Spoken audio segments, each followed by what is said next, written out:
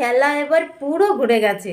পশ্চিমবঙ্গ সরকারের নতুন ঘোষণা, বাংলার বাড়ি প্রকল্পে পুনর্যাচাই অভিযান শুরু। মানে যারা দুর্নীতি করে বাংলার বাড়ি প্রকল্পে টাকা নিয়েছিল, যাদের সম্পত্তি রয়েছে, যারা অযোগ্য তাও বাংলার বাড়ি প্রকল্পের সুবিধা নিয়েছিল, যারা একের অধিকবার বাংলার বাড়ি প্রকল্পে টাকা নিয়েছে, তাদের এইবার অবস্থা টাইট হতে চলেছে।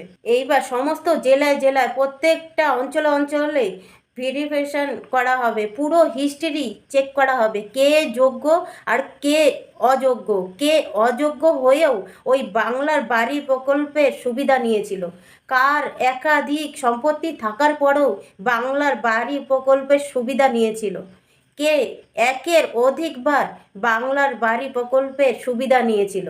সেই সমস্ত অযোগ্য ব্যক্তিদের এমনটাও শোনা যাচ্ছে চিহ্নিত করে তাদের নাকি সেই সমস্ত কিছু সুদ সমেত আবার ফেরত দিতে হবে। মানে খেলা পুরো জমে গেছে। কথায় আছে না, গরিব মানুষদের ভাগের জিনিস নিয়ে সেটাকে হজম করা এত সহজ নয়।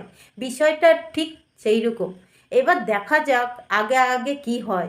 এই ভিডিওটা সকলের মাঝে শেয়ার করে দেবেন। যদি আপনাদের আশেপাশে ওই রকম কোনো ব্যক্তি থাকে, তার কান পর্যন্ত যেন এই তথ্যটা পৌঁছিয়ে যায়।